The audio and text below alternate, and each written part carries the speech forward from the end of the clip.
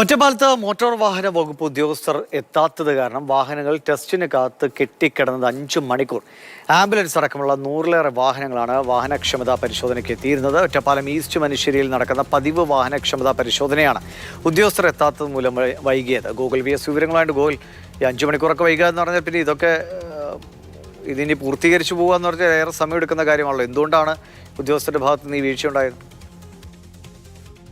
രാവിലെ ഷെഡ്യൂൾ ചെയ്യുന്നത്. പക്ഷെ ഇന്ന് സമയം വളരെ വൈകിയാണ് നടന്നത്. സാധാരണ 7:30 എന്ന് മാറി വൈകിയാണ് നടന്നത്. സാധാരണ 7:30 എന്ന് മാറി 11:45 കഴിഞ്ഞു ഉദ്യോഗസ്ഥരെത്താൻ. ഇത് കാരണം ആംബുലൻസ് അടക്കമുള്ള നിരവധി വാഹനങ്ങൾ ഇങ്ങനെ ക്ഷമതാ പരിശോധനയ്ക്ക് വേണ്ടി കാത്തു കെട്ടിക്കിടക്കുന്ന ഒരു സ്ഥിതി വന്നു. അത് വേറെ വൈകിയാണ് ഈ പരിശോധനകൾ പൂർത്തിയാക്കിയത്.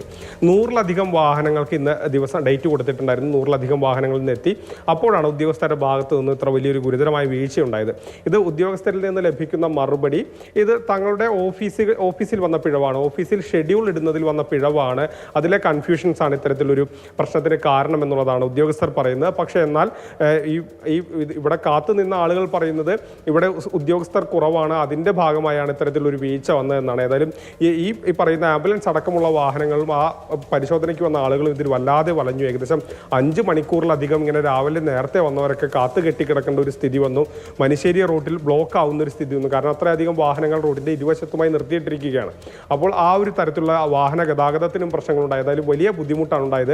6 മണി മുതലൊക്കെ സാധാരണ ഇത്തരത്തിലൊരു പെർമിറ്റ് എടുക്കാൻ അല്ലെങ്കിൽ ടെസ്റ്റിനൊക്കെ തന്നെ 6 മണി മുതലൊക്കെ വാഹനങ്ങൾ വരും. അങ്ങനെ വന്ന വാഹനങ്ങളാണ് ഇങ്ങനെ കുടുങ്ങിപ്പോയത്.